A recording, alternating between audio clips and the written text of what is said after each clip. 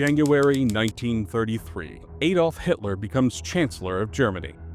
Having won the election, the Nazi Party now controls Germany. Within months, opponents are silenced, freedoms are curtailed, and Germany is on the path towards dictatorship.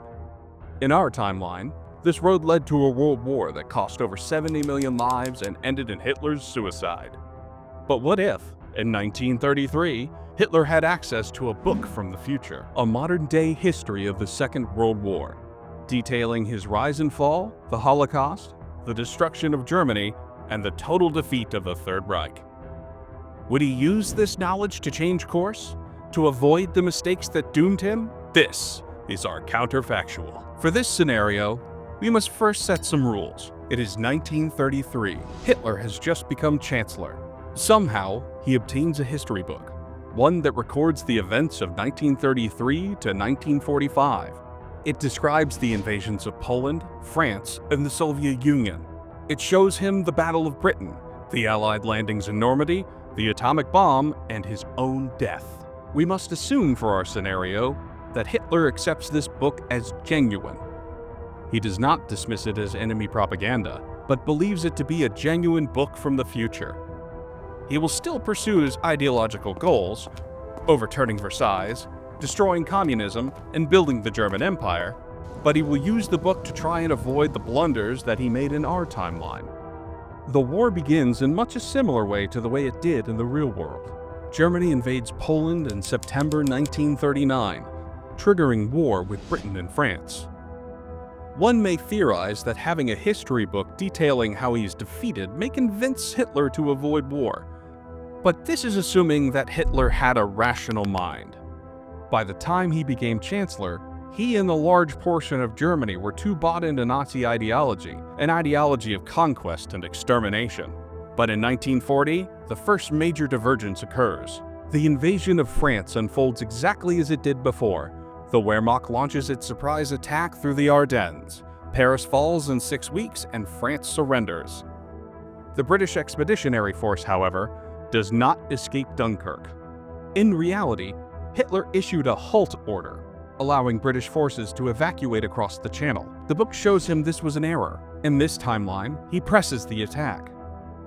German armor smashes into the beaches, capturing or killing the bulk of Britain's professional army.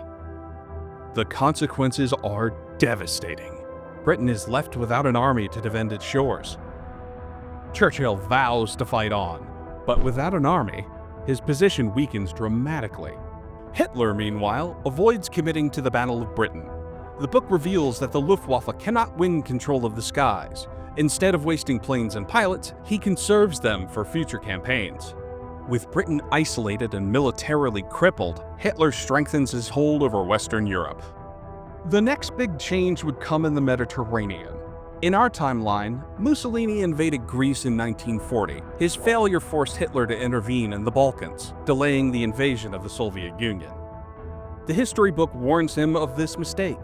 In this scenario, Hitler pressures Mussolini not to invade Greece, keeping the Balkan front quiet and Germany focused on the east. The book also shows him the futility of North Africa.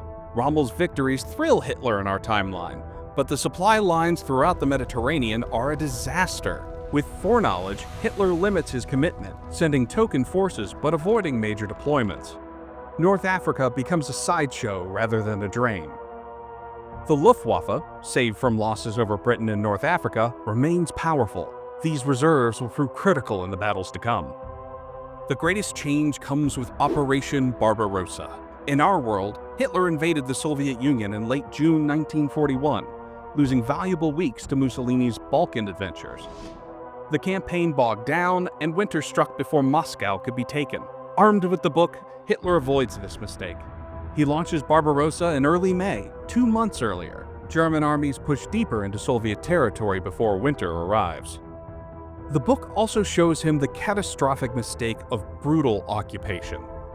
In our timeline, the Nazis treated Eastern Europeans with savage cruelty, driving them into partisan resistance. With foresight, Hitler changes course. He allows collaboration, promising autonomy and independence. With this, millions of locals would join the fight against Stalin. With an earlier launch and millions of collaborators supporting them, the Wehrmacht advances deeper into Soviet territory than ever before. By the autumn of 1941, Moscow is surrounded. Without reinforcements from Siberia, still guarding against a possible Japanese invasion, the Red Army cannot hold the capital. By winter, Moscow falls. Stalin is either killed or forced to flee east to the Urals. The Soviet state fractures, Leningrad starves, Ukraine and the Baltics declare puppet governments, and the Caucasus oil fields fall into German hands. The Soviet Union does not disappear completely, however. A rump USSR continues to exist beyond the Urals, clinging on with support from American Lend-Lease shipments through Iran and the Arctic convoys. But its power is broken. For the first time ever in the war, Germany controls a continental empire stretching from the Atlantic to the edge of Asia. Meanwhile, Japan faces its own crisis. American oil embargoes leave Tokyo with only months of fuel reserves. In December 1941, Japanese carriers strike Pearl Harbor, destroying much of the U.S. Pacific Fleet. The United States declares war on Japan. In our timeline, Hitler declared war on America days later. Here, the book spares him from this mistake. He stays quiet, leaving Roosevelt to fight Japan alone. With no declaration of war coming from Germany, the USA focuses entirely on the Pacific War. Much as it did in our timeline, the US military fights a grinding, island-hopping campaign. The Manhattan Project continues in secret, leading to the atomic bombings of Hiroshima and Nagasaki. By 1945, Japan is utterly defeated. While America bleeds in the Pacific, Germany consolidates its hold on Europe. With the Soviet Union shattered, German puppet states control the Baltics, Ukraine, and the Caucasus. Britain, its army destroyed at Dunkirk, remains isolated under constant pressure.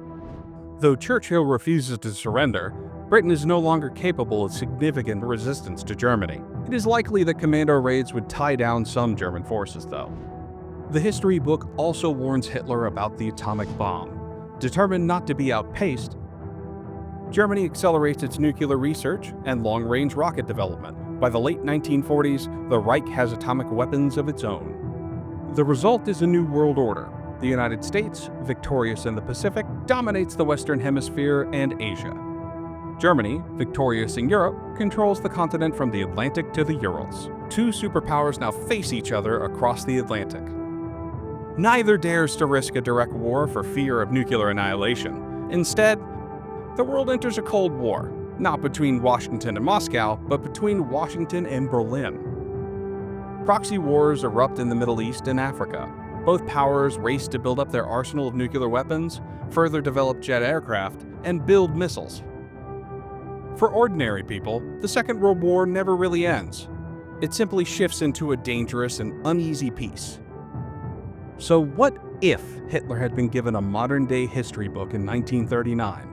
Armed with foresight, he avoids his worst mistakes.